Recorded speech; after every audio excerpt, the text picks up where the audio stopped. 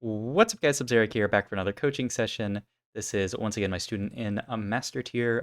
Once again, if you are interested in coaching, then please reach out to me down below. Check out my Discord and check out the coaching info channel. That's got all the info you need. So it looks like we missed one round, but it's that we got a GP off an orb and we got an Alawi in our shop here. I would just play the GP and the Alawi because, yeah, you're definitely looking to play mercs from this spot. And this player did say that it ended up being a merc game that was like a little bit botched. So I'm actually interested to see how this game goes. Because merc games are interesting. There's a lot to be learned for mercenary games. Um, it'll be interesting. I mean, like, so in the next set, they're taking out mercenaries. They're not gonna have like a lost streak econ trait, but there's still a lot to be learned from just the mercenary playstyle of controlling your wins and losses. That's like a really important skill to just have in TFT. So we'll see how it goes. I would still buy something here, but it's a small optimization. Pandora's items with mercenaries sounds pretty great, right? You can meld your items to be perfect. Ideally, I like to play mercenaries and just slam a lot of AP items on MF and use that to cash out eventually. So I wouldn't feel bad about Pandora's here. Celestial Blessing's fine as well, I think. Underdogs, I mean, you're going to be a bit under level, but yeah, I think Pandora's is the take here. All right, and you also get some Yordles here, which you can save as sort of like a hedge. If you end up not hitting mercs, you can always just play Yordles for an opener. Lost streak a little while and eventually find mercs, so that looks good to me. So I'm Chalice here. Interesting. I mean, if we're playing Mercs, we probably don't really care to slam an item, but I mean, we have to get our components somewhere because of Pandora's. So I guess I don't really hate this. Like, I might hold it on the bench. I mean, because it's a Ziggs, if you're playing Mercs, you're going to sell the Ziggs, so I guess it's fine. Okay, we get a glove here. What we really want to do is get this golden pre-level to increase our odds of hitting MF and Quinn here. So, yeah, because we have the mercenaries, we really want to pre-level. Okay, so we do that. Good. And ideally, we hit a mercenary. We don't, but we hit triple Yordle, which is really good news. So yeah, this probably looks like our strongest board. The only other play is play Ezreal for scrap. But then you have to sell the Ziggs, which I'm not the biggest fan of. So I'm totally fine playing this. And we end up slamming double Chalice. Okay, I like it. Double Chalice slam and then play for like a level 9 board. I am down. I'm super down. Is this positioning optimal? I mean, we'll see where Vex walks up. Vex will walk up to like here, start tanking. It's probably fine. Getting the AP onto Vex is really nice. Getting the AP on GP is good. This position looks fine to me. I mean, the thing is, we know we're not going to win fights. We just want to optimize for killing units. And we actually got a gold. That's really good. All right, and we killed one, so that's good. By the Ezreal, right? And let's continue on. But yeah, I think this is totally fine positioning. I mean, you really want to give the Chalice to everyone.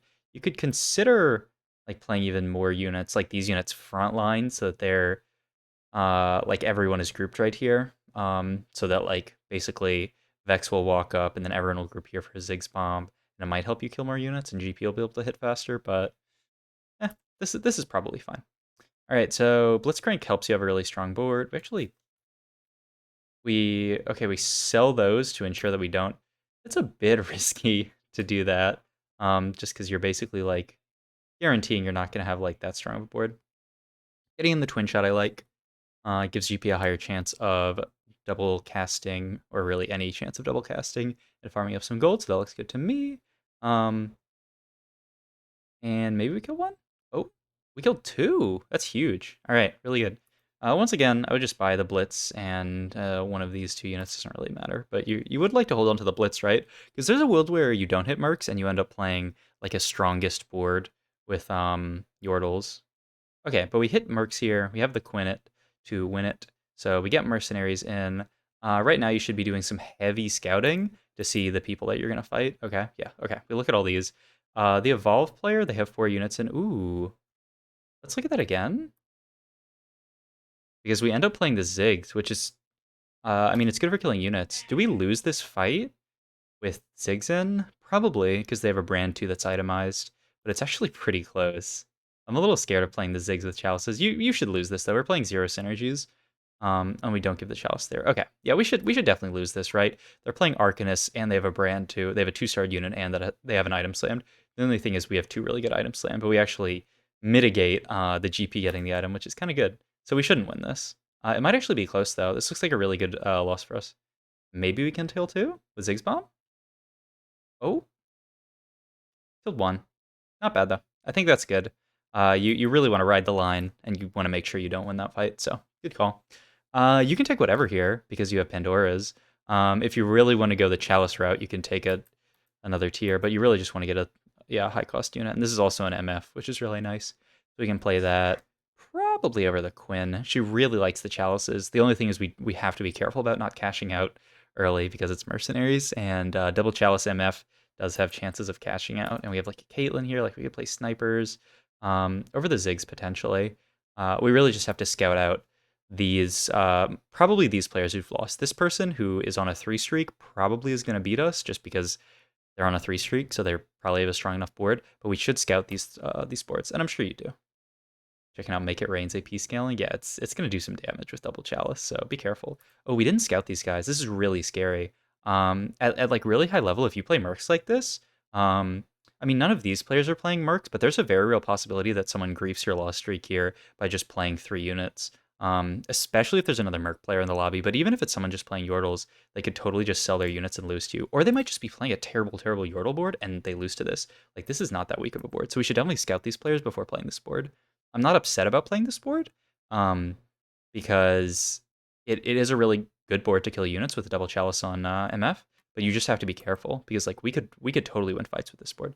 This is the win streaking guy, so we definitely won't win this. And 1 MF cast plus the Ziggs bomb can kill 1, so that looks good to me. I would hold the Caitlyn over the Ziggs. I think she's a better unit to play.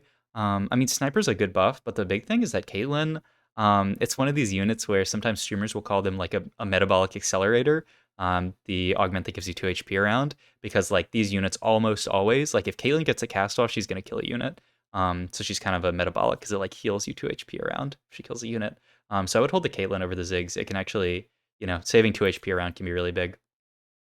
Like if we played her over Ziggs, maybe we kill another unit here? I'm not sure because we kind of just overkilled that unit that we did kill. Okay, little gold here. Ziggs 2. Okay. Put the Quinn in here over GP. Interesting. I mean, really, we just have to make sure we don't win. Okay, we're not winning any of these fights, so this is really good. I'd probably play the GP over the Quinn, just because our front line's going to get one shot here, and it's unlikely that we can kill a unit. Quinn really doesn't do that much, whereas GP is like some kind of front line. So yeah. Like, Alawi is just such little front line that the units are always going to walk up. MF ult is probably going to be in a poor spot, whereas if you have GP, 1, maybe he can farm some gold, and 2, he's just much better front line. So I would play GP over Quinn here. You're not really afraid of winning. And we sold our units here. We sold GP and Corky in order to make 30 gold. I think that's fine. I mean, we're coming into Krugs here. It's close. I'd honestly consider just holding them, sacking 1 gold to hold them, because we're going into Krugs. Once we hit Krugs, we have to play a board that can beat Krugs, which maybe we'll be able to do. I'm sure we'll be able to do with the double chalice slam. But like going into stage 3, you can actually play a decent board with mercs. You have to be careful, right? You still don't want to cash, but you're not just playing like 3 units taking infinite damage. Like you can actually play kind of a real board. So I would think about holding those units. I think I would hold them, especially because Corky would be so good. But I mean, this is also fine. This is like, super greedy merc style, and as long as you can cash out, you'll be in an even better spot because you made econ there. I think holding the Swains could be good, depending on if we get any income here. Yeah, I would take that gold. Probably use it to... Ooh, never mind. It's a GP. So we could have GP2 here. Interesting. I would sell that by the 2 Swains. I would still buy the 2 Swains. I guess you could theoretically hold... Ooh, I don't think we sold in time. Like, you could sell the GP, but, like, still here, I'm a fan of... I mean, you can either make 50 or sell the... You can either make 50 or you can buy the 2 Swains. I think we end up not having enough time to do either, which is a little bit tragic. And we end up selling the GP anyway. So, like, this is the stage here where you can't completely afford to just play a garbage board. Like, most people are going to play some kind of board, as you can see here. We don't have to take out the Ziggs 2. I would still play the Ziggs 2 here. I think an Arcanist, like, you're still going to lose to this board, right? They have 2-star Kate, 2-star Warwick, 2-star Alawi, and they're positioned for MF. I don't think you need to take the Ziggs out here, because now we're going to definitely kill 0, right? Maybe kill 1? No, we kill 0 here. Where with Ziggs in, maybe we can probably... We definitely kill 1, maybe kill 2. Probably just kill 1 here. But yeah, you should keep the Ziggs in here. Like, going into stage 3, you have to play much stronger boards than stage... Ooh, see... So we have Lucian here. If we had held the Swains, we could put together a really strong board where we get in Lucian Swain, we get Arcanist, Hextech, Twin Shot. And then you actually have a decent board that, like, you can look at cashing out eventually. But this is fine for now. I don't see the reason to play all these. Like, I would play Malice here. I'm sure like your board's weak enough. I would definitely scout to make sure, but um, like maybe this person you could argue that Malice is too strong. Let's see, a 2-star here and a 2-star Corki with just an IE twin shot heart. I mean, you're surely losing this fight. So I don't think it would be a big deal to play a Malzahar here. You really want to be looking for good losses during stage 3, and we're getting pretty bad losses because we're playing a really weak versional board. It's kind of interesting because during stage 2 you actually played a pretty strong board and took good losses, but now during stage 3 you haven't really upgraded your board very much. And I'm not saying like don't roll, but just play a slightly better board. No reason to have 4 mercs in here, right? You're never hitting a Tom Kench. So just play Malzahar here. He can help you kill a unit. He's like a single target unit, so it's really useful. I'm down for blue battery here, Ludens here. Probably, I mean, we have no mana item. It's probably just Ludens anyway. Augment's quite strong. Twin shot hard, interesting. Okay. I wouldn't expect that with the double chalice. It's not terrible. It will help you get to a cashing out position, and it can cap your board really well with Jinx late game. But it doesn't really make you that much stronger right now. I'm interested. I mean, now we can move the items to Corki, and we have a lot of twin shots in, so it's not bad. But yeah, it is a little suspect. But yeah, I still think you should be. You could even play double Alawi over Quinn here. Like, Quinn's just doing nothing. You need more front line so that your MF and your Corki just have time to cast. And you also want their units to group up for MF and Corki. I would even consider bringing GP next to Alawi here so that their units don't spread out as much. Just because like having these two units separate, like if there's units here and units here, if you have them all here, then they're all going to walk up into a clump here. Whereas if you have these two units separate, then some units will hit here, some units will hit here, and MFL might only hit these units as opposed to hitting the bigger clump if you put them together. So something to keep in mind. Okay, this actually looks like a good loss though. The twin shot augment is actually popping. Oh wait, did we cash? We got a bit too strong here. Okay, so this is a shot. This is a situation where even playing the Quinn is too much. I mean, moving the items to Corki with the twin shot heart is definitely pretty strong. And we didn't scout. This person looks exceedingly weak. We definitely should have scouted this player, right? Like these two people are always losses, so we really just need to probably always losses. So we really just need to scout this player and look at how strong their board is. But look at it. I mean, it's all 1-stars. They have 1, 2, 3, 4, 5 syndicate in off the syndicate heart. But I mean, still, their front line just gets shredded by Corki double shot. So it's a shame here because we probably could have lost a few more rounds. So we're gonna get a decent cash out. But I mean, it's still totally fine, right? We have double chalice slammed. We hit jackpot last round. I did not see what went in our chest last round. All right. And once again, we can take whatever because we have this augment. Taking the tier is nice if you want to go for another chalice. This is the like soju special ice cream cone Bing chilling comp. So we'll see how it goes. I mean, it's definitely good if you can get to like level 9, get like a Kaisen with a bunch of ice cream cones on it. It's pretty good. All right, here's our cash out. Let's see what we got. Just some gold, tome, Senna, and a Sivir. It's a bit rough. We slam our 3, 6, 7, so we're getting 1 tailored augment, ends up being Bruiser Emblem. It's not bad. You could also take. I don't actually feel terrible about any of the Enforcer's pretty bad here. Scholar's kind of hard to make use of. It's Bruiser or Arcanist. I'd probably just take Bruiser to solidify our front line, but I wouldn't be that upset about Arcanist. But you got to get an Arcanist in. Okay, so we sell the MF so that we can reforge this, which makes complete sense. We put the Braum in. Still a bit scuffed. Definitely want to get Blitzcrank in here. If we had taken the Bruiser Crest, we'd already have 2 Bruisers in. We could look to hold this and then potentially get 4 in. We take Arcanist here, and we still don't get the Malzahar, which is a little bit scuffed. So we're gonna take some damage. This guy's a Jinx? A 3-5? Yikes. Okay.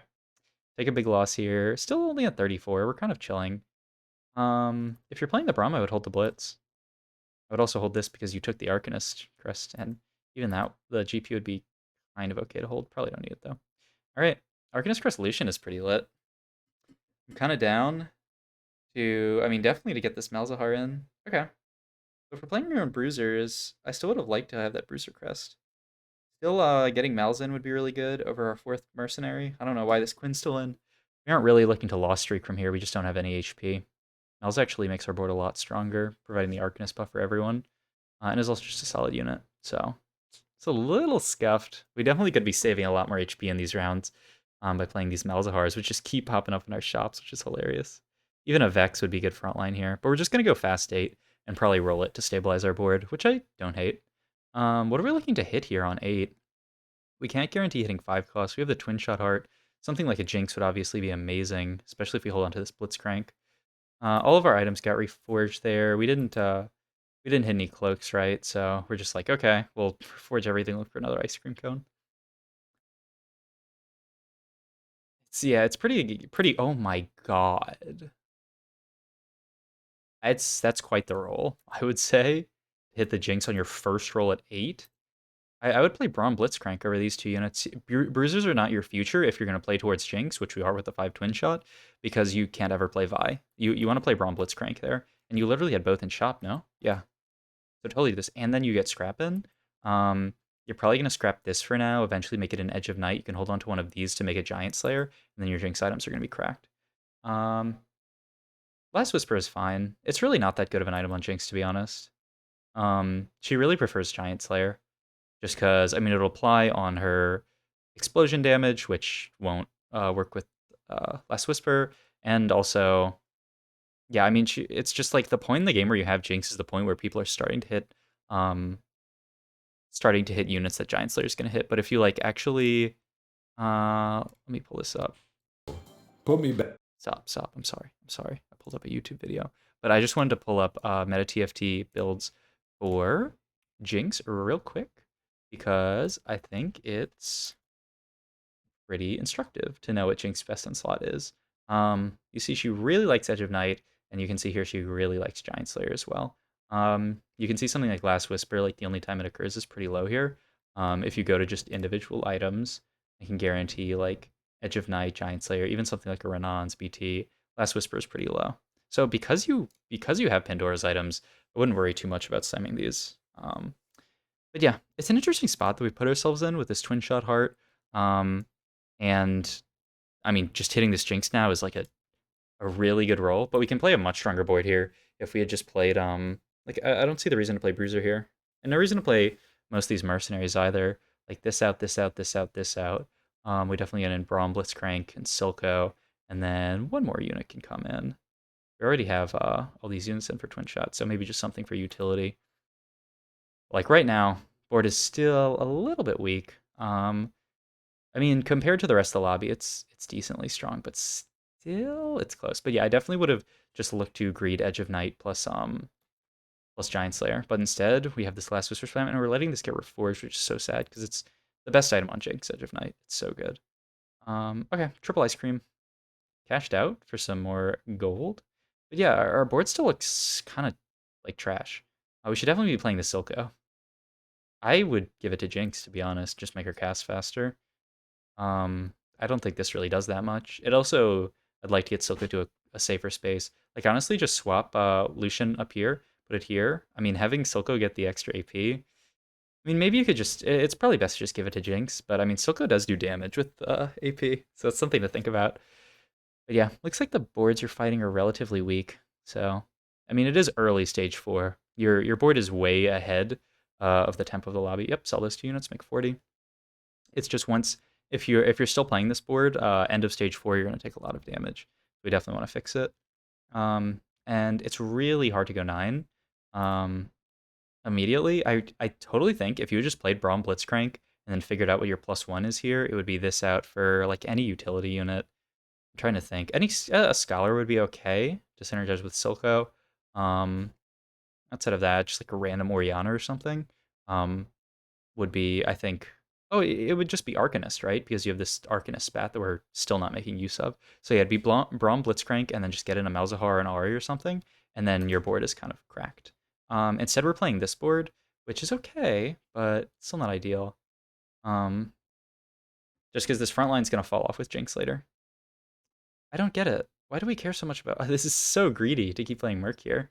Um, I mean, I do find that I mean, you can get rewarded for playing greedy like this, but it's just as I usually say, like the higher and higher you climb, like I feel like if I play this way in my game, I'm taking like 10 damage here or something.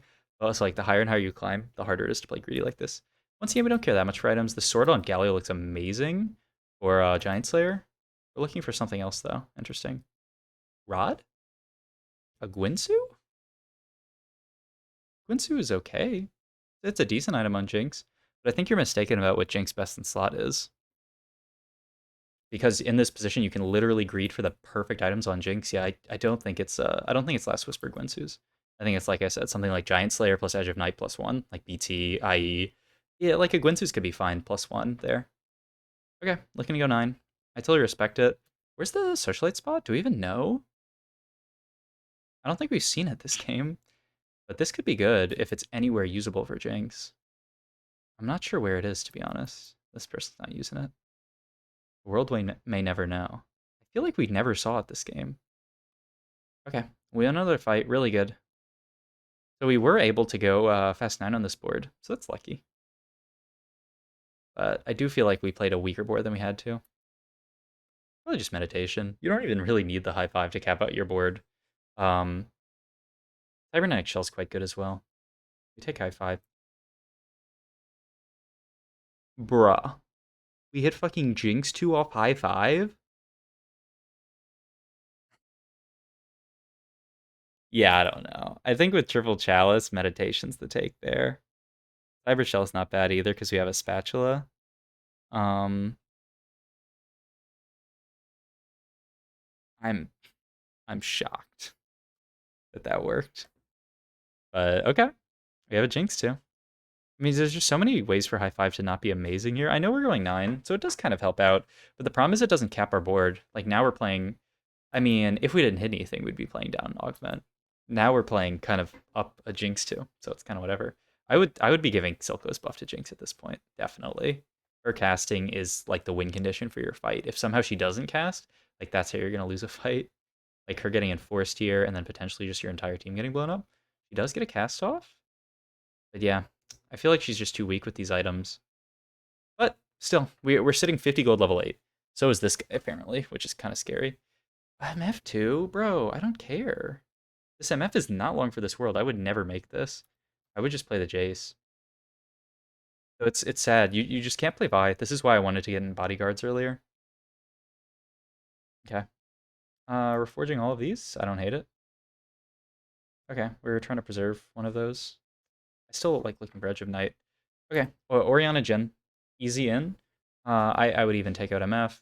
These guys need to come out for bodyguards. Then we need to get in an Arcanist as well, which we actually can't get in unless we take out one of Ori plus Jin. We're playing just Ori. Interesting. We hit Silco too. That's awesome. Kench too. Sure, played over that. Why do we care about having mercs? The Galio is interesting. Wait, the Socialite X was there this entire time? Dude, we could have got that Seraphine in easy.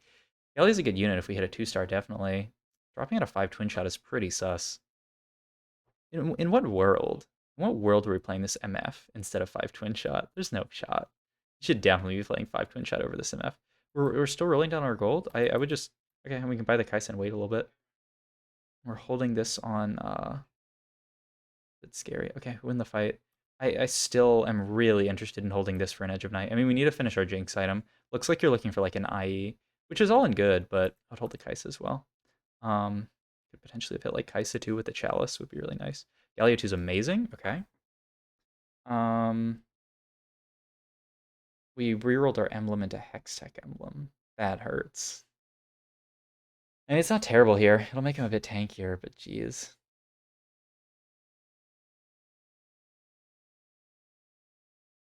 Mm. Okay, we're still gonna win the fight, but oh my goodness, like how close is that fight just because of our Jinx items? Why don't we get this Blitzcrank in, by the way?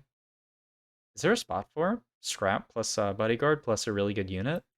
Like over the MF? Okay, how much damage did MF do in that fight?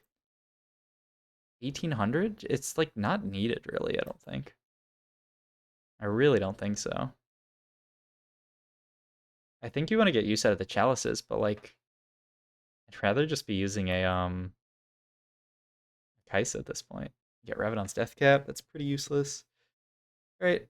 I mean, you could look to get in 3 Socialite here, yeah. I found it to be there's no way. Okay, please. Yes, yes, yes. I agree. I agree. I agree completely with this.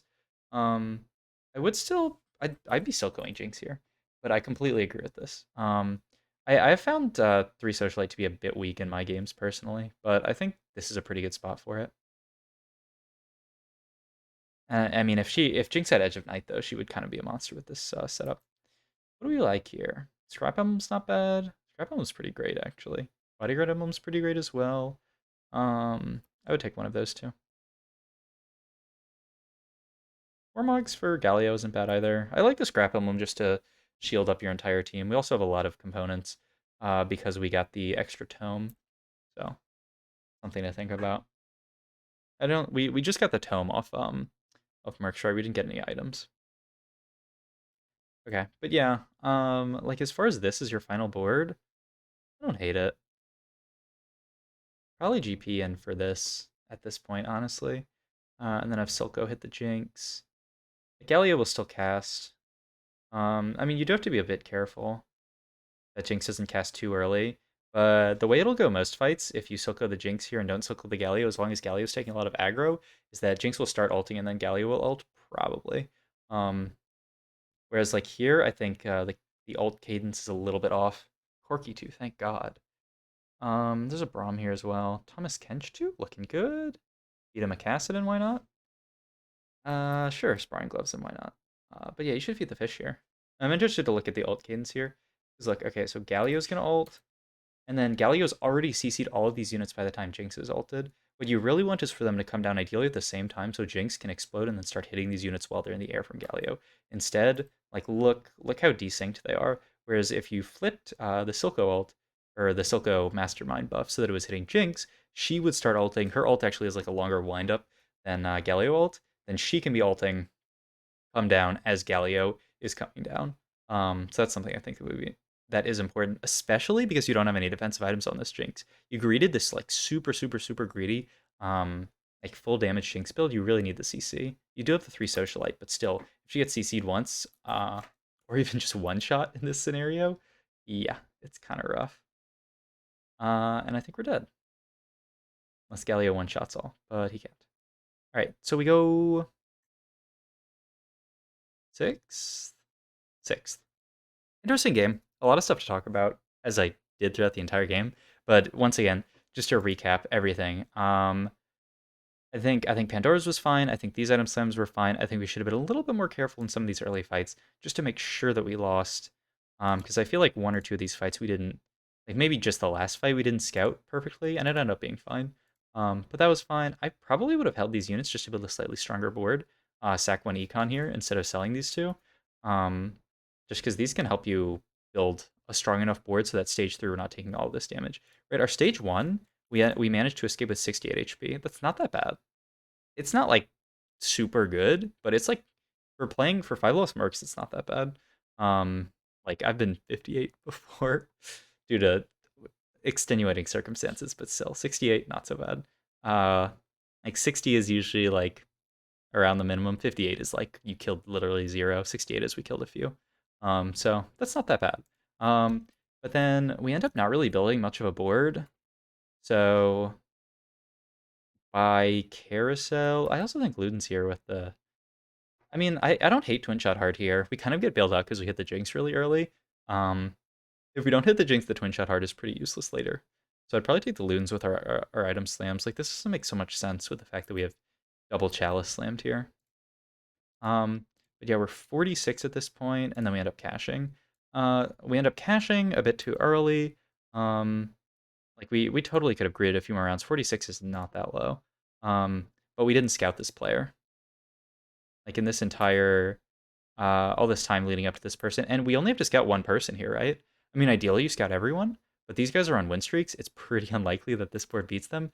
All you have to do is scout this player. But we're not scouting them.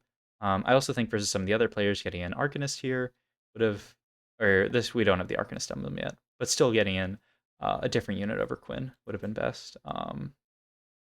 Bruiser would have been fine if we had one, but yeah, I don't think the 4 mercenary plan makes much sense. We don't end up scouting this player. We end up caching prematurely, which is not the end of the world. The Arcanist pad is okay. We don't ever really make use of it, which is another problem. Like we take a 5 unit loss here, go down to 34.